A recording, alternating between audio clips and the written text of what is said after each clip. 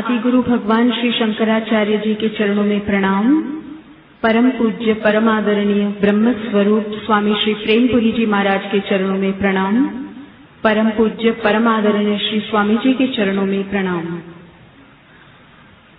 ओम शन्नो मित्रः शं वरुणः शन्नो भवत्वर्यमा शन्न इन्द्रो बृहस्पतिः शन्नो विष्णुरुक्रमः। नमो ब्रह्मणे नमस्ते वायो त्वमेव प्रत्यक्षं ब्रह्मासि त्वमेव प्रत्यक्षं ब्रह्म वदिष्यामि ऋतं वदिष्यामि सत्यं वदिष्यामि तन्मामवतु तद्वक्तारमवतु अवतु माम् अवतु वक्तारम्। ॐ शान्ति शान्ति शान्तिः। ॐ भद्रं कर्णेभिः शृणुयाम देवाः भद्रं पश्येमाक्षभिर्यजत्राः स्थिरैरङ्गैस्तुष्टुवागुंसस्तनूभिः व्यशेम देवहितं यदायुः। स्वस्ति न इन्द्रो वृद्धश्रवाः स्वस्ति नः पूषा विश्ववेदाः स्वस्ति नस्तार्क्ष्यो वरिष्ठनेमिः स्वस्ति नो बृहस्पतिर्दधातु। ॐ शान्ति शान्ति शान्तिः। ॐ सहना भवतु सहनौ भुनक्तु सह वीर्यं करवावहै तेजस्विनावधीतमस्तु मा विद्विषावहै। ॐ शान्ति शान्ति शान्तिः।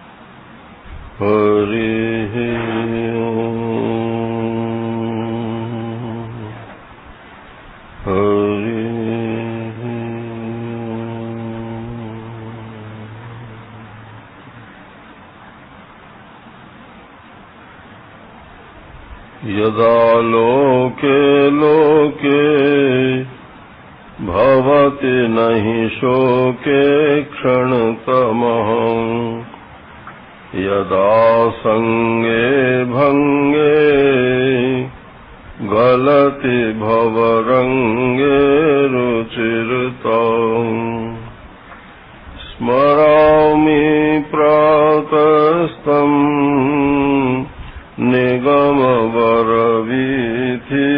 प्रचरणम् अखण्डानन्दं श्री गुरुवरमहं ब्रह्म परमम् नारायणं नमस्कृत्य नरं चैव नरोत्तमम् देवीं सरस्वतीं व्यासं ततो जयमुदीरये। शङ्करं शङ्कराचार्यं केशवं बादरायणं सूत्रभाष्यकृतौ वन्दे भगवन्तौ पुनः पुनः। ईश्वरो गुरुरात्मेति मूर्तिभेदविभागिने व्योमवद्व्याप्तदेहाय दक्षिणामूर्तये नमः। कृष्णाय वासुदेवाय हरये परमात्मने प्रणतक्लेशनाशाय गोविन्दाय नमो नमः। गोविन्दाय नमो नमः। ॐ नारायण नारायण नारायण नारायण।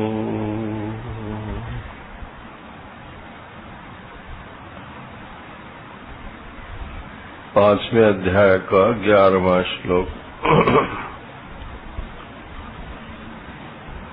कायेन मनसा बुद्ध्या केवलैरिन्द्रियैरपि योगिनः कर्म कुर्वन्ति संगं त्यक्त्वात्मशुद्धये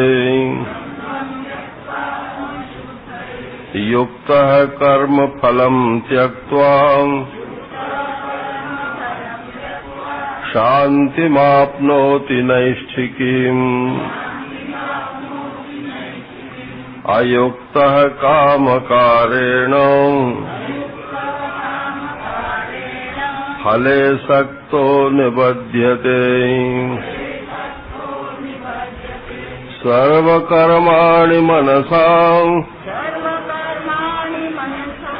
सन्न्यस्यास्ते सुखं वशी नवद्वारे पुरे देहि नैव कुर्वन्न कारयन् न कर्तृत्वं न कर्माणि लोकस्य सृजति प्रभुः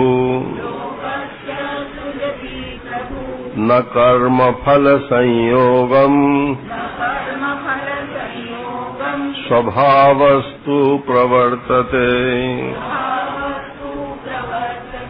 नादत्ते कस्यचित् पापम्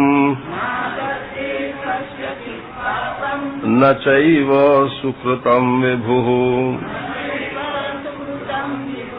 अज्ञानेनावृतं ज्ञानम्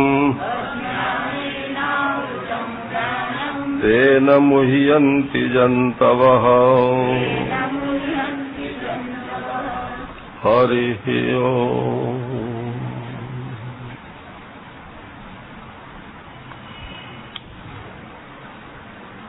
काजल की कोठरी में तो घुसो, अब काम है तो घुसना ही पड़ेगा नारायण, लेकिन इस प्रकार से घुसे कि काजल की रेख लगने न पावे।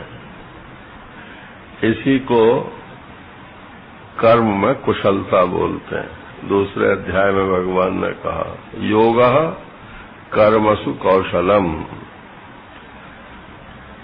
योग क्या है? नहीं, कर्मों में कुशलता क्या है कि योग अर्थात कर्म योग। तो कर्म योग जो है ये टेक्निक है कि कैसे घुसे और अपना काम करके फिर बाहर निकल आवे और कालिख न लगे। तो अब बंदरों को आपने देखा होगा, कैसी भी वो लगा दो कांच की बाउंड्री के ऊपर टुकड़े लगा देते हैं ना, ऐसे पैर रखते हैं, उनसे बचा बचा के और साफ निकल जाते हैं नारायण। तो ये भगवान ने उनको अपने आप कुशलता दे रखी है। तो मनुष्य की क्या कुशलता है कि कर्म करे, आवश्यक है इसलिए करेगा, किए बिना रह भी नहीं सकेगा, तो करे, लेकिन ऐसे करे कि उसमें से बाहर ठीक ठाक निकल जाए। ये ना कि अब घुस गए तो अब घुस ही गए, तो चलो अब कालिख में ही पड़े रहेंगे। अरे तुम्हारा काम हो गया, कालिख में से निकल जाओ। तो इसके लिए ये 11वें श्लोक में भगवान कहते हैं कि एक तो अपना प्रयोजन निश्चित रखना चाहिए। हम कर्म क्यों कर रहे हैं? आत्मशुद्ध है। हम अपने अंतःकरण की शुद्धि के लिए कर्म कर रहे हैं। माने जैसे हम धन कमाते हैं तो धन से अंतःकरण अशुद्ध नहीं होता है। ये तो जिनके पास धन नहीं है उनसे पूछो, वो हमेशा धन का ही चिंतन करते हैं। और जिनके पास धन है इतना कि अब तक काम चल जाए, वो हर समय धन का चिंतन नहीं करते हैं। लेकिन धन चाहिए तो सही, वो तो एक्सचेंज वैल्यू है उसकी। आपको वस्तुएं चाहिए इसलिए धन चाहिए। हम लोग तो गांवों में देखते थे, जब छोटे थे तो अनाज ले जाते थे, उसी से मूंगफली ले आए, उसी से अपना गुड़ ले आए, उसी से अपना कुछ भी ले आए। तो वो अनाज बार्टर सिस्टम चलता था। अब ये नोट आ गए, वो वस्तु से वस्तु का विनिमय नहीं होता। नोट दो और वस्तु लो, इसलिए धन चाहिए और धन के लिए का कोई उपयोग नहीं है। अच्छा, तो बोले धन तो चाहिए लेकिन धन का चिंतन नहीं चाहिए। अगर आप ये सोचेंगे कि हम धन क्यों कमा रहे हैं, तो बोले अंतःकरण की शुद्धि के लिए कमा रहे हैं। आवश्यकता की पूर्ति हो जाए और अंतःकरण अशुद्ध ना होने पावे। अगर धन का चिंतन चालू हो गया तो आवश्यकता तो खैर पूरी होगी होगी, लेकिन वो अंतःकरण तो अशुद्ध हो जाए। उसका जो मल है वो जम जाएगा चित्त में। तो आत्म शुद्ध है, ये प्रयोजन है। तो कर्म का प्रयोजन जो है ये स्पष्ट होना चाहिए। क्षमा करना, ये इसी की कमी है। सब लोग भेड़िया धसान करे चले जा रहे हैं। वो कर रहा है, हम भी ऐसे ही कर रहे हैं, और बल्कि उससे ज्यादा कर रहे हैं। क्यों कर रहे हैं ये तो प्रश्न आता ही नहीं है। तो आत्मशुद्ध है, आत्मशुद्धि के लिए, अंतःकरण की शुद्धि के लिए कर्म करना चाहिए। दूसरी उसकी टेक्निक आनी चाहिए, कैसे कर्म करें। तो बोले संगम त्यक्त्वा, आसक्ति को छोड़ करके हम कर्म करें।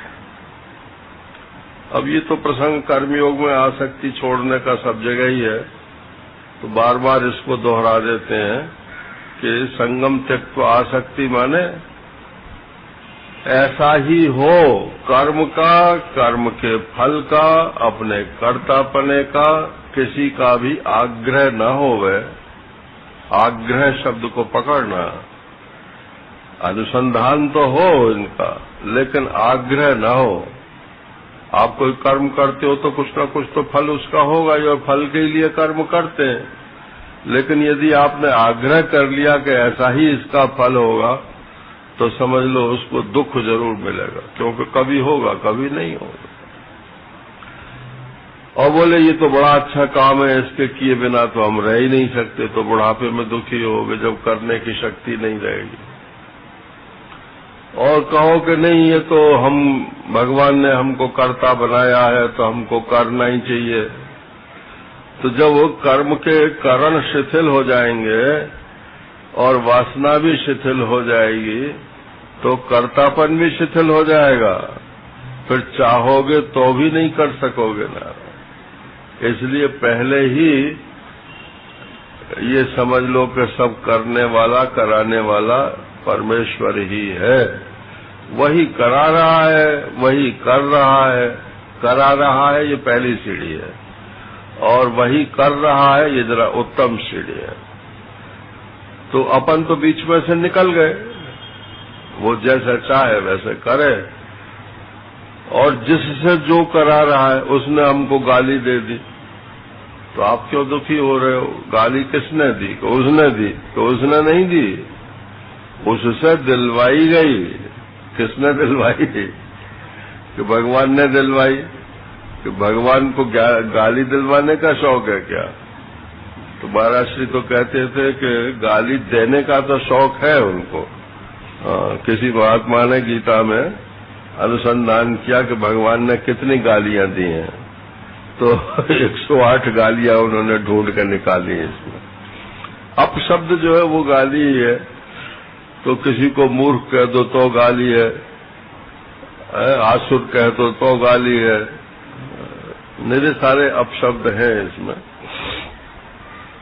तो बोले भाई उन्होंने गाली क्यों दिलवाई? तो बोले हमारे किसी पाप का क्षय करना होगा। कोई किसी को गाली, कोई पागल थोड़ी है कि वैसी गाली दे देगा।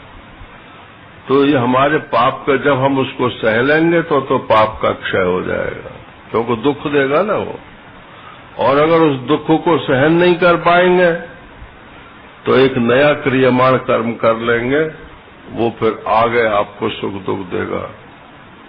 इसलिए जो होता जाए उसको स्वीकार करते जाओ।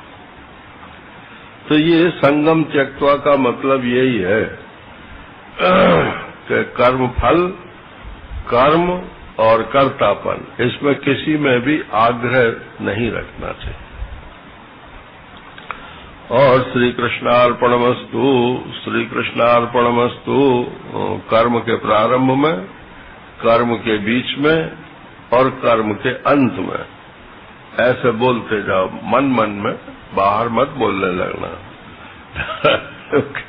घर वाले कहेंगे इन्हें क्या हो गया ये, श्री कृष्णार्पणमस्तु, तो मन मन में बोलते जाओ।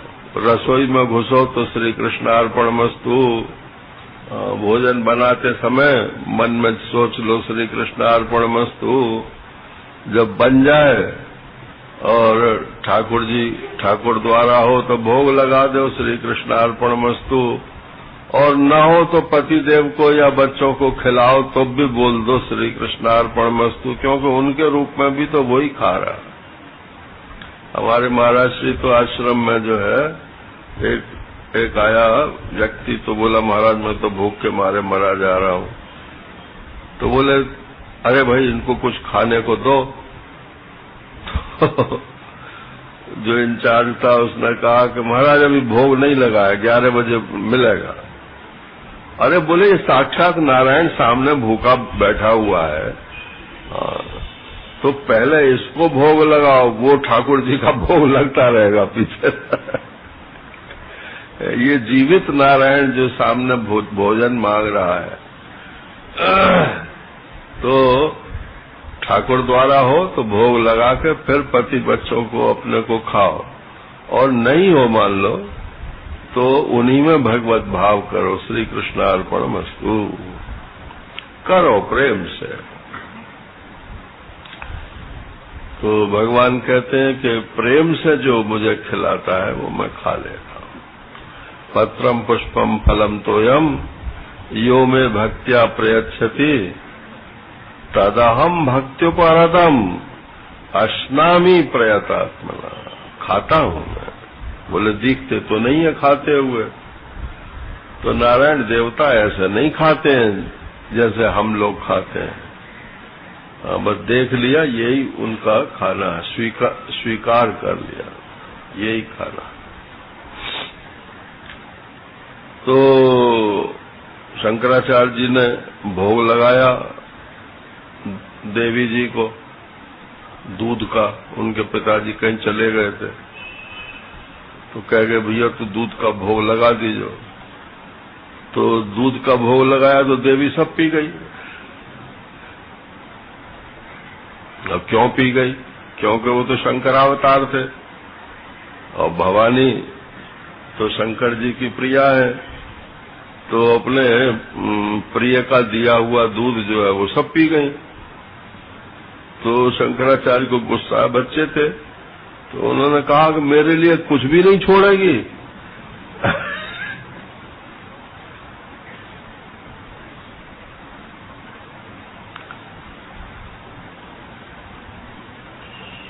तो देवी प्रकट हो गई,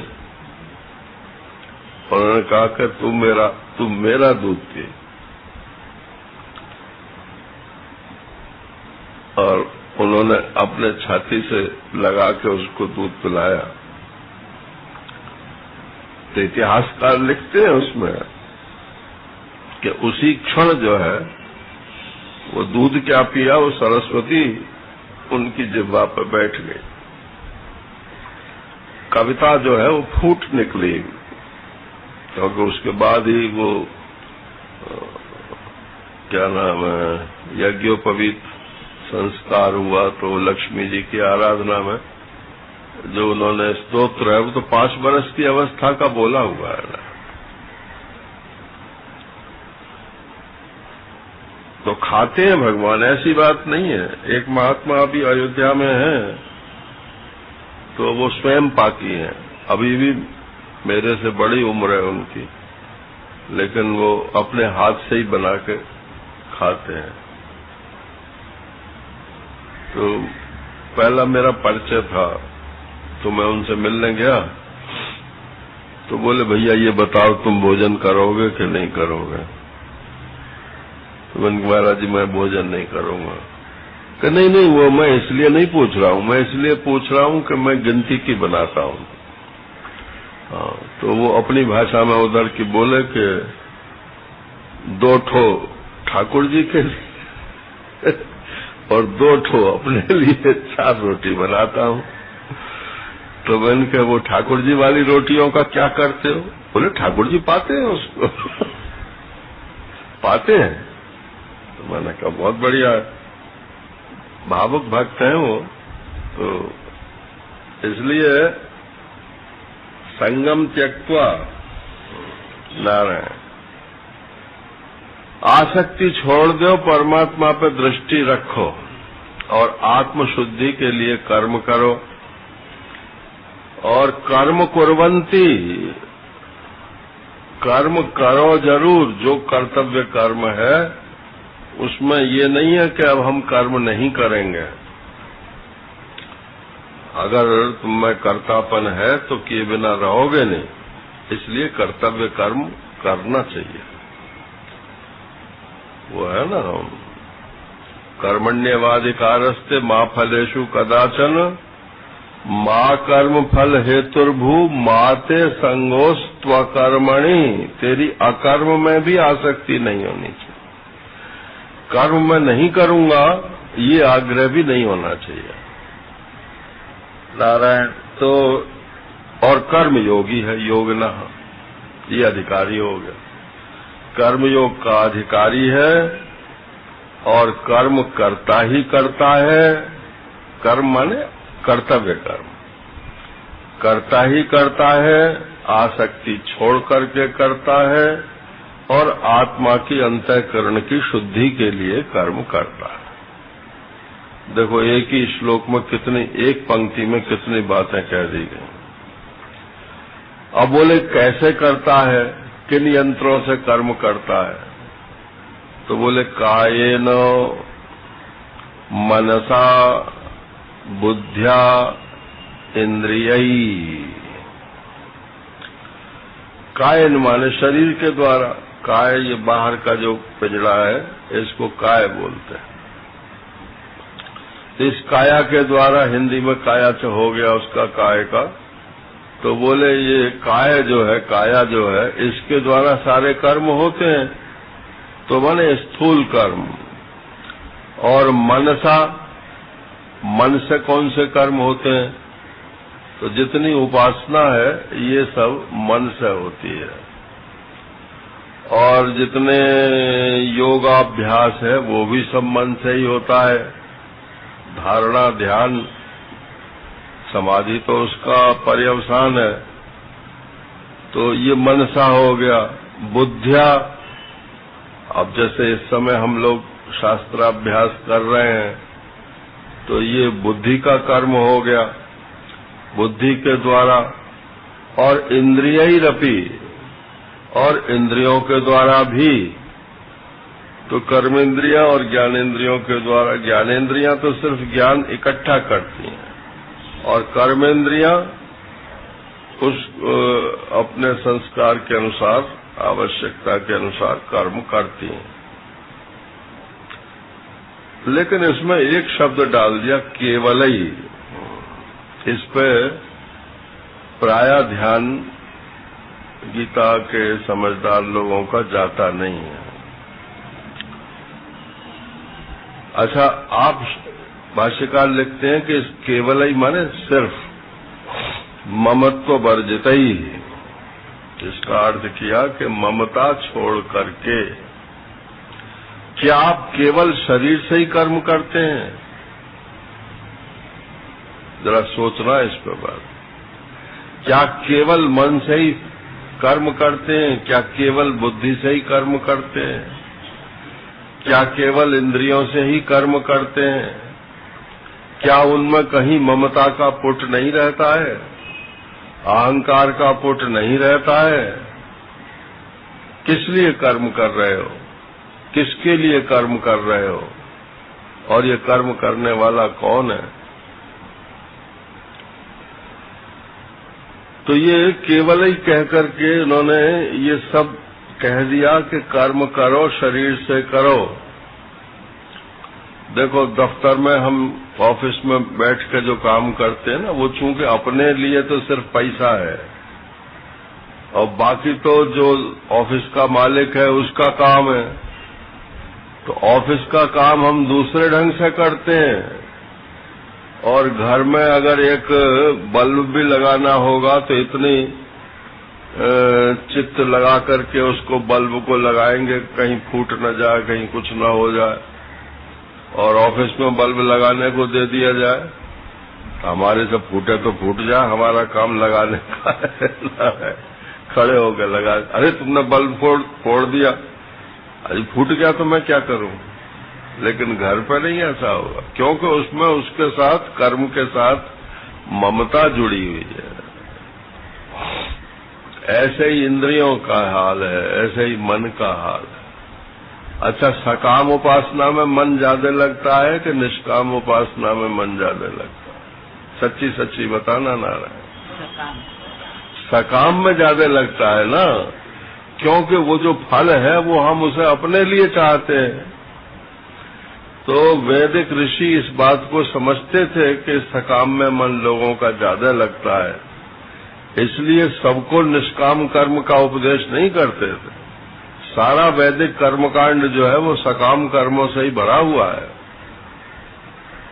अब ये भागवत इत्यादि सब लोग कराते हैं, ये निष्काम भाव से कराते हैं क्या? कोई कोई कराता होगा, ठीक है, लेकिन अधिकतर लोग तो कुछ न कुछ मन में रख के ही उसको कराते हैं।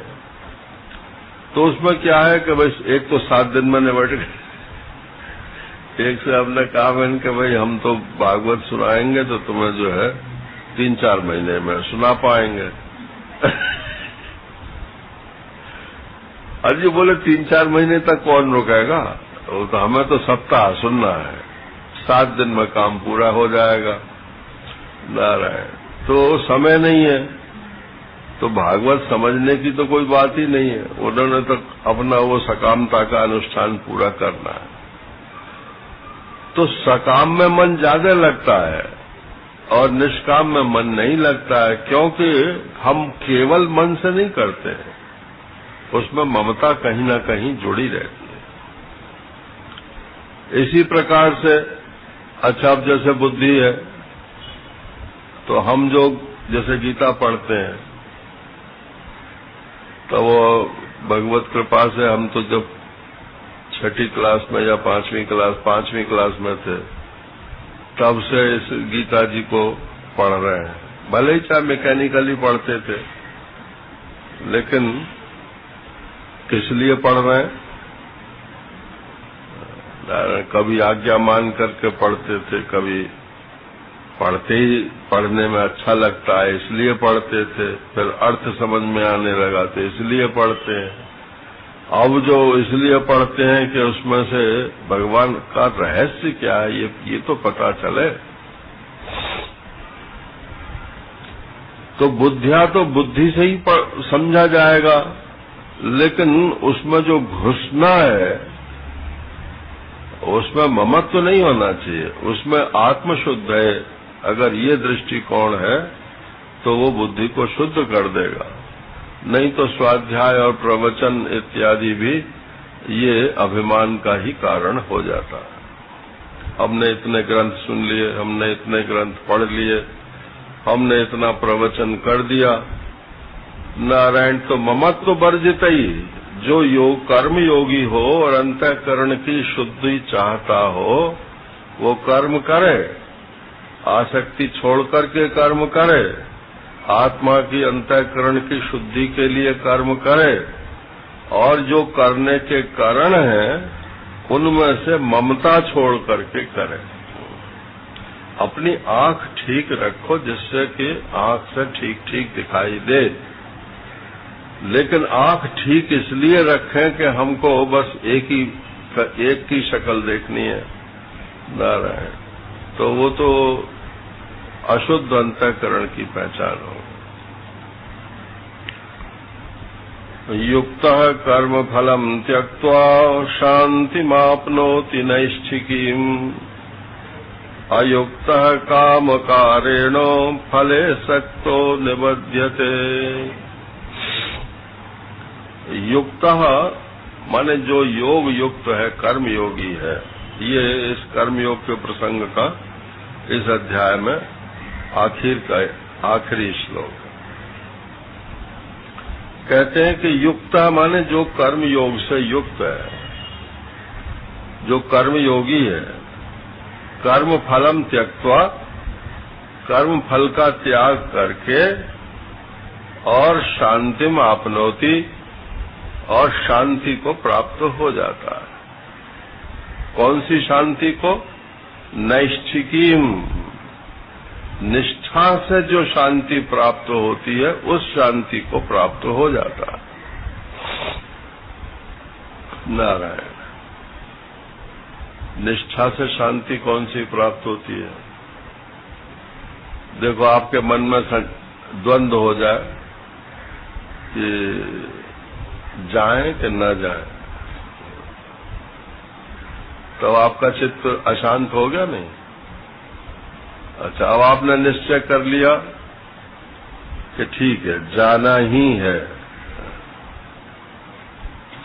तो अब आपकी सारी अशांति दूर हो गई। अथवा ये निश्चय कर लिया कि नहीं ही जाना है, तो भी आपकी अशांति दूर हो गई। अशांति जो है वो निष्ठा की कमी से होती है। जहां आपका कोई निश्चय नहीं होता है वहीं अशांति आ जाती है।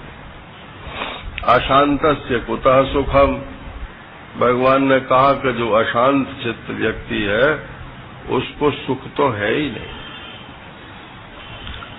तो ये नैष्ठिकीम शांति को प्राप्त कर लेता है, अर्थात परमार्थ जो मोक्ष है, परमात्मा का जो स्वरूप है, उसको प्राप्त हो जाता है अल्टीमेटली। इसमें ये और जोड़ लीजिए, कर्मयोग करने से परमात्मा की प्राप्ति हो जाती है, ऐसा भगवान नहीं कह रहे हैं। भगवान कह रहे हैं कर्मयोग करो और संगम त्यक्त्वा, ऐसे करो, और ये बाकी और जो पिछले श्लोक में बातें बताई थी ये करो, और ईश्वर की आराधना के रूप से करो, ये 10वें में बताया। तो इन सबको मिला दो तो अंत कहाँ होगा इसका? तो अल्टीमेटली जहां पर हम पहुंचेंगे, पेनल्टीमेट भी नहीं ना रहे, अल्टीमेट बिल्कुल, जिसके आगे कोई गति नहीं है, उसको बोलते हैं निष्ठ। निष्ठा धातु जो है वो ठहरने के अर्थ में है। बोले अब बुद्धि बस ठहर गई, अब इसके आगे गति नहीं है। तो शांति मापनोति नैष्ठिकी में, ऐसी नैष्ठिक शांति को प्राप्त हो गए कि अशांति का अब कोई कारण भी हो तब भी अब अशांति नहीं होती। ये कर्म योगी को प्राप्त हो जाता। बस जरा यही बात है कि इसमें थोड़ा लंबा मामला है। अच्छा, मान लो आपको अपने गांव जाना है। एक महात्मा ऐसा कहते हैं, स्वामी विशुद्धानंद जी की बात बोल रहा हूँ, वो तो यहाँ भी आते हैं। हाँ। तो कहते हैं आपको अपने गांव जाना है, तो आप गए बस स्टैंड पे, आपने देखा एक बड़ी डीलक्स फर्स्ट क्लास बस जो है खड़ी हुई है, आप चढ़ गए उसमें। उसने कहा भाई जाना कहाँ है आपको टिकट? बोले फलाने गांव जाना है। बोले उधर नहीं जाएगी, ये तो अपोजिट डायरेक्शन में जा रही है। तो उधर को कौन सी जाएगी? कि देखो वो खड़ी है। अब उस गाड़ी के पास पहुंचे तो उसमें खिड़की में दरवाजे नहीं और धड़ाधड़ आवाज हो गए। तो बोले भैया अपने गांव जाना है तो इसी में बैठना पड़ेगा। ये थोड़ी है कि डीलक्स में तो बैठ जाओ और पहुंच जाओ दूसरे के गांव में। नारायण। तो ये कर्मयोग जो है ये जरा ऐसी गाड़ी है थर्ड क्लास गाड़ी है। तो बोले कि थर्ड क्लास तो है मगर पहुंचा देगी तुम्हें, ये बात। एक जन्म में पहुंचा दे, 2 जन्म में पहुंचा दे, निश्चित पहुंचा देगी। अब बोले कि ये कर्म संन्यास और तत्व ज्ञान ये गाड़ी कैसी है? कि ये डीलक्स गाड़ी है, लेकिन इसमें किराया जो है बहुत ज्यादा है, उतने पैसे तुम्हारे पास है नहीं। तो जब उसकी फीस ही तुम अदा नहीं कर सकते हो तो पहुंचोगे कैसे? तो गाड़ी अच्छी होने से कोई हमारे उपयोग की हो ऐसी बात नहीं। अपना सामर्थ्य भी देखना चाहिए, अपना डेस्टिनेशन भी देखना चाहिए। गाड़ी कहाँ ले जाएगी, कहाँ बीच में ही छोड़ तो नहीं देगी ना। तो ये कर्मयोग की गाड़ी जो है ये अल्टीमेटली शांति मापनोति नैष्ठिकीम, नैष्ठिक शांति को प्राप्त करा देगी। अब भगवान शंकराचार्य तो आचार्य है ना, इसलिए वो बात कोई न तो छिपाते हैं और न पक्षपात से लिखते हैं। तो वो कहते हैं कि इसमें ये चीज जोड़ लेनी चाहिए। कैसे पहुंचोगे? अल्टीमेटली जो मैंने शब्द कहा ना उसकी व्याख्या करते हैं। सत्य शुद्धि, ज्ञान प्राप्ति, सर्वकर्म संन्यास, ज्ञान निष्ठा क्रमेण इति वाक्य शेषा। बोले इतनी बात इसमें और जोड़ लेनी चाहिए। क्या? कि परमात्मा की प्राप्ति तो हो जाएगी, लेकिन उसमें क्रम स्टेजेस क्या होंगे? तो बोले सत्व शुद्धि, पहले अंतःकरण की शुद्धि हो, फिर ज्ञान प्राप्ति। ये यहाँ ज्ञान का मतलब परोक्ष ज्ञान है। ये तो मालूम पड़ गया ब्रह्म का ये स्वरूप है, आत्मा का ये स्वरूप है और दोनों एक ही हैं, ये भी बात मालूम पड़ गई। और साफ संसार तो मिथ्या ही है, सभी कहते हैं। नारायण, ये भी मोटा मोटी सब लोगों को मालूम पड़ गया, लेकिन मिथ्या है तो छोड़ते क्यों नहीं हो नारायण, या छूटता क्यों नहीं है? तो बोले वो ठीक है तो मिथ्या, लेकिन हमारा पकड़ना भी तो मिथ्या ही है। जिसको पकड़ रहे हैं वो भी मिथ्या है और जो पकड़ने की क्रिया है वो भी मिथ्या है। तो फिर जाना कहाँ चाहते हो नारायण? ये इसका नाम साधन नहीं है, इसका नाम ज्ञान नहीं है। ये मानो कि अभी तुम्हें परोक्ष ज्ञान हुआ है। माने तुम्हें पद पदार्थ का ज्ञान तो हो गया, और आपको यदि माइक दे दिया जाए तो हमसे ज्यादा अच्छा प्रवचन भी आप कर दोगे, क्योंकि आपको ज्ञान हो गया, परोक्ष ज्ञान हो गया। जो जितना ज्यादा शास्त्र का ज्ञान रखता है उतना ही ज्यादा अच्छा प्रवचन कर सकता है। नारायण। लेकिन क्या उपनिषद ने क्या कहा? अगर आपको परमात्मा की प्राप्ति करनी है तो श्रोत्रियम ब्रह्मनिष्ठम, केवल श्रोत्रिय, केवल विद्वान, केवल परोक्ष ज्ञानी, इसकी शरण में जाने से काम नहीं चलता। वो ब्रह्मनिष्ठ भी होना चाहिए, स्वयं भी निष्ठावान होना चाहिए। नारायण। तो कहते हैं कि ज्ञान प्राप्ति परोक्ष ज्ञान भी हो जाएगा आपको, आप कर्मयोग करते रहो, हो जाएगा। ये प्रेमपुरी आश्रम में का फल तो यही है कि आपको परोक्ष ज्ञान हो जाए। अब इसमें से कोई कोई ऐसे भी निकल आएंगे कि जिनको अपरोक्ष ज्ञान हो जाएगा, तो किस क्रम से होगा?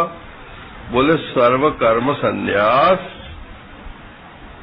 इसके बाद की स्टेज आएगी जब हमने जान लिया, कल आपको वाक्य सुनाया था कि जब जान लिया कि मृग तृष्णा में का जल यहाँ है ही नहीं और प्यास भले ही लगी हुई है, लेकिन जल तो यहाँ है नहीं, सिर्फ दिखलाई पड़ रहा है, तो क्या आप उस जल को पीने के लिए प्रवृत्त होंगे? अगर होते हैं तो मृग तृष्णा नहीं समझते, और अगर नहीं होते हैं तो ठीक है, आपने मृग तृष्णा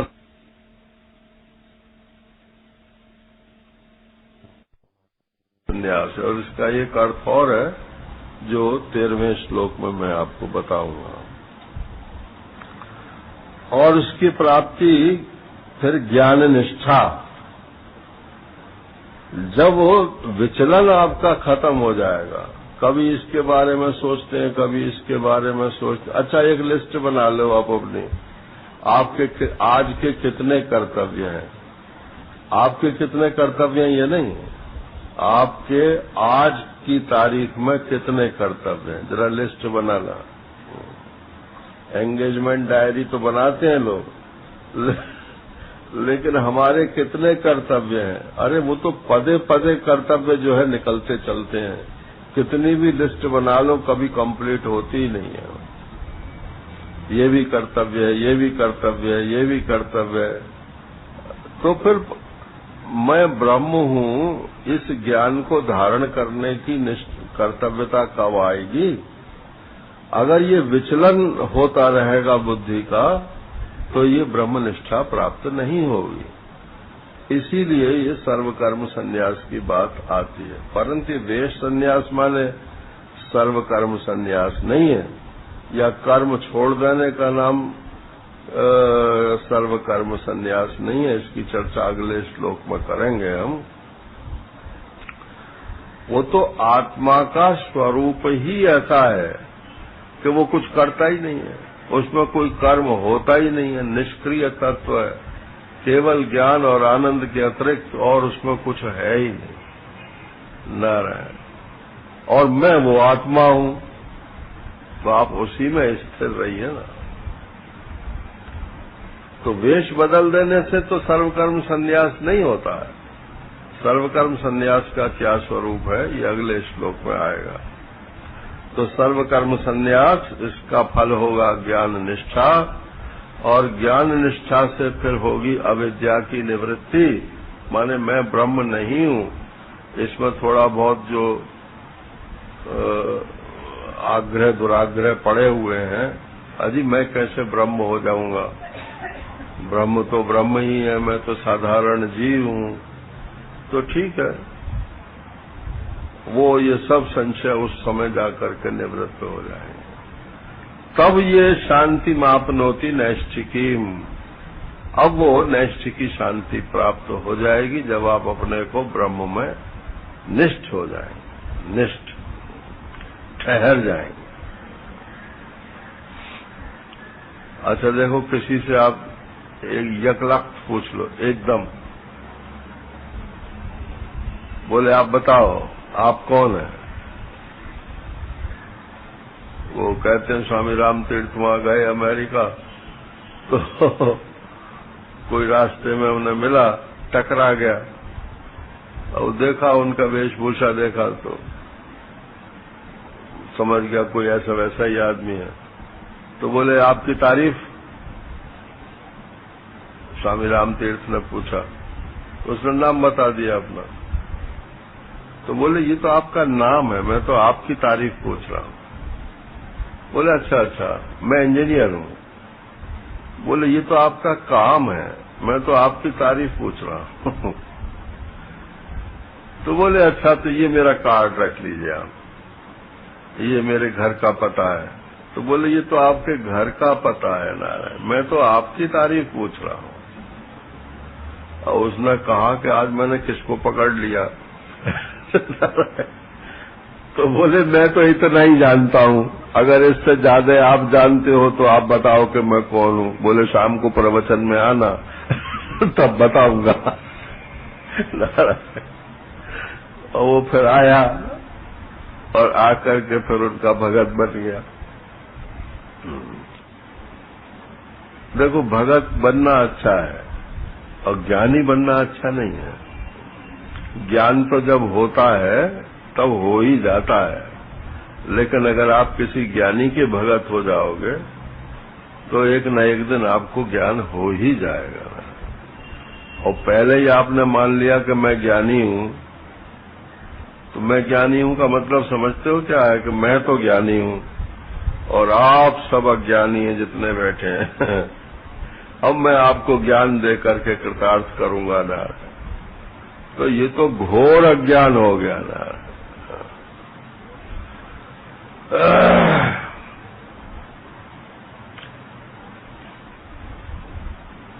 विद्याम च अविद्याम च, जो विद्या में गए वो तो और भी घने अंधकार में गए। तो ये ज्ञानी मत बनो, ज्ञान स्वरूप आत्मा मैं हूं, इसको धारण करने की कोशिश करो।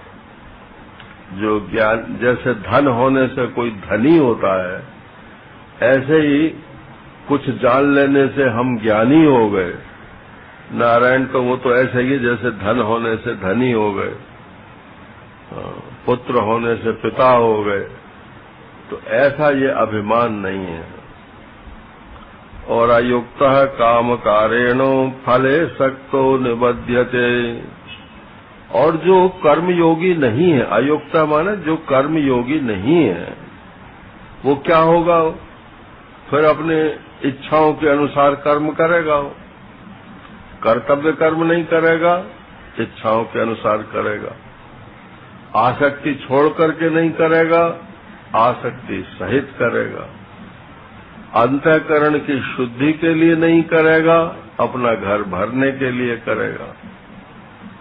और करेगा जरूर, तो इसलिए उसमें अकर्म भी होगा, अधर्म भी होगा। अकर्म अधर्म होगा तो अंतःकरण और अशुद्ध होगा। तो जो अयुक्त है वो काम कारेण, वो काम की प्रेरणा के कारण फले सकता, फल में आसक्त हो जाता है और इसीलिए उस फल में बंध जाता है।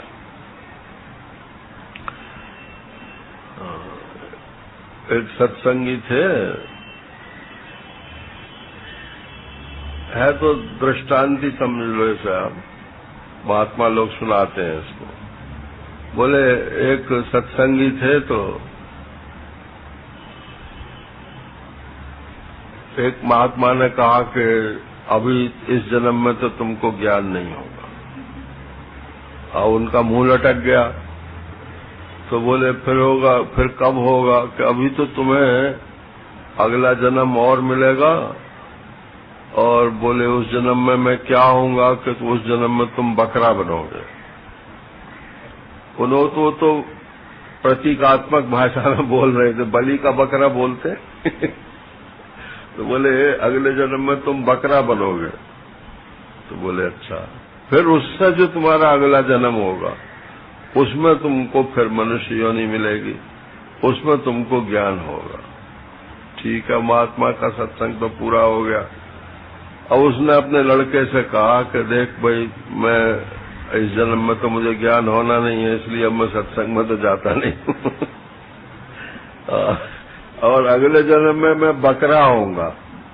तो तू ऐसा करना कि मुझे जल्दी से मार देना, जिससे मेरी फिर अगली योनि जो मनुष्य की है, जिसमें मुझे ज्ञान होगा, वो प्राप्त हो जाए। तो लड़के ने कहा पिताजी ठीक है। अब अगले जन्म की किसने देखी है? अब वो थोड़े दिन पीछे वो मर गया बुड्ढा, तो और वास्तव में बकरा बन गया नारायण। अब बकरा बन गया तो उसे ये थोड़ी याद थी कि मैं पहले क्या था और आगे क्या होऊंगा। मैं बकरा हूं। अब बकरे का तो यही काम है कि जिधर कुछ खाने की चीज मिले उसे वहीं मुंह मार देता है। अब वो जो है अपनी आसक्ति तो उसमें थी ना, दुकान में और घर में और परिवार में, तो वो बकरा बन के नारायण वहीं उसी मोहल्ले में ही डोले। और जाकर के उसने अपनी दुकान में ही जाके मुंह मारा और उसके बेटे ने उठाया डंडा और पटका उसके सिर पर। और उधर से जा रहे थे नारद जी और एक कोई उनके साथ चेला रहा होगा, तो नारद जी को हंसी आ गई। तो बोले गुरुजी आप हंसी कैसे गए, ऐसे ही कोई बात नहीं है। कि नहीं महात्मा लोग बिना बात के तो नहीं हंसते हैं। तो बोले भाई ये पिछले जन्म में ऐसा ऐसा था और अब ये तो इस जन्म में बकरा बन गया, लेकिन समझता है कि ये दुकान तो मेरी ही है, मैंने ही तो बनाई थी। नारायण। तो इसलिए अपनी दुकान समझ करके ये उसमें मुंह मार रहा है और बेटा समझ रहा है कि ये मेरा माल खा रहा है, तो इसलिए वो इसमें डंडा बरसा रहा है। तो बोले गुरुजी फिर इसके अगले जन्म में क्या होगा, मनुष्य बन जाएगा? अरे बोले वो तो आश्वासन है, अगले जन्म में फिर ये इसकी आसक्ति टूटने वाली नहीं है।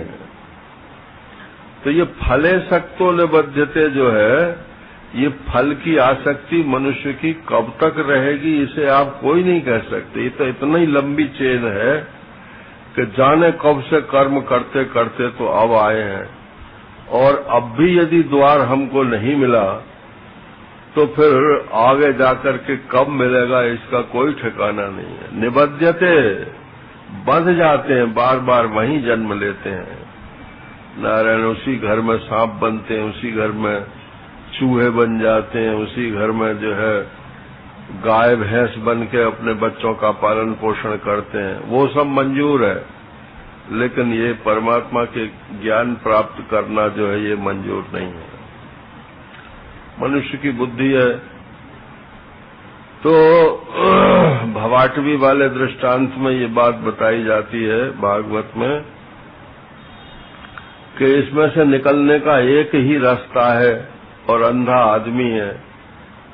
तो किसी ने कहा कि भैया इसमें से कैसे निकलो? अरे बोले बस दीवार पकड़ते पकड़ते चले जाओ और जैसे ही दरवाजा आवे तैसे ही सट से निकल जाना। तो बोले ठीक है। और वो दीवार पकड़ पकड़ के चला ना रहे, और जैसे ही दरवाजा आने को हुआ सोई हाथ में खुजली आनी शुरू हो गई। अब हाथ तो दीवार पर से हट गया और चलना बंद किया नहीं उसने। खुजलाई शुरू हो गई, खुजाने खुजाते वो दरवाजा निकल गया। अब फिर उसी चाहर दीवारी में घूम रहे ना। और कुछ ऐसी भगवान की कृपा है कि जैसे ही दरवाजा आने को होता है तो कोई ना कोई खुजली जो है वो, ये खुजली शब्द भी जानबूझ करके रखा गया। ये इंद्रियों में खुजली होती है और कुछ नहीं होती। हम तो समझते हैं कि ये भोग पाकर के हम तृप्त हो गए, वो बस खुजली मिट जाती है, वो भी थोड़ी देर के लिए। इसलिए फिर दोबारा उसी विषय की खुजली होती है और फिर उसको खुजलाहट को दूर कर लेते हैं। हर इंद्रिय का यही हाल है। तो ये विषयों के विषय इंद्रन सुरन न ज्ञान सुहाई, विषय भोग पर प्रीत सदाई। तो ये तो देवता इसमें बैठे हैं, इनको तो विषय सुख ही चाहिए। इसलिए जैसे ही विषय सामने आते हैं तैसे ये ते हट दें कपाट उघारी, दरवाजा खोल देते, आइए आइए आइए आइए, आप ही की प्रतीक्षा है। तो अयुक्त काम कारेणो फले सक्तो निबध्यते, बध्यते नहीं निबध्यते, ये नी उपसर्ग और लगा दिया है इसमें। माने कंप्लीटली, नी माने होता है कंप्लीटली, पूरे तौर से बंध जाता है। जो उस कर्म से बंध जाता है, उस कर्म से संबंधी व्यक्तियों से बंध जाता है। आप देखो जितने पुनर्जन्म के केसेस सुनने को मिलते हैं ना, या पढ़ने को मिलते हैं, या कोई देखा भी हो, तो आप उसमें एक बात जरूर मार्क करना कि जहां आदमी मरता है उसी के आसपास फिर दोबारा पैदा होता है।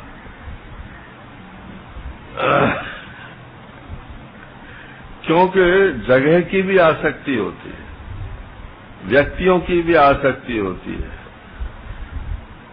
तो बंबई में कोई मरे तो अगला जन्म उसके बंबई के ही आसपास होएगा और घूम फिर के फिर पहुंच जरूर जाएगा वो बंबई में, क्योंकि वो जो उसकी पूर्व जन्मों की आसक्ति है वो उसे जबरदस्ती ले आएगी। इसीलिए महात्माओं को ये बताया कि भाई एक स्थान में मत रहो, चलते फिरते रहो, कुछ दिन यहाँ, कुछ दिन वहाँ, कुछ दिन वहाँ, तो उससे जो आसक्ति है वो नहीं होने पाती है। और व्यक्तियों में जो राग और द्वेष हो जाते हैं वो भी नहीं होने पाते। जब व्यक्ति छूट गए तो कौन किसका और कौन किसका नहीं, सब एक ही कक्षा में हो जाए। अब ये कर्मयोग का प्रसंग ये यहाँ इस अध्याय में यहाँ पूरा हो जाता है। अब अगले अध्याय, ये अगले श्लोक से जो वास्तविक कर्म संन्यास और उसका ज्ञान प्राप्ति का साधन है ये चालू होगा। 16 श्लोकों में ये चलता है और अंतिम श्लोक जो है वो महात्म्य का है। हरि ओम पूर्णमदः पूर्णमिदम् पूर्णात् पूर्णमुदच्यते पूर्णस्य पूर्णमादाय पूर्णमेवावशिष्यते। ओम शांति शांति।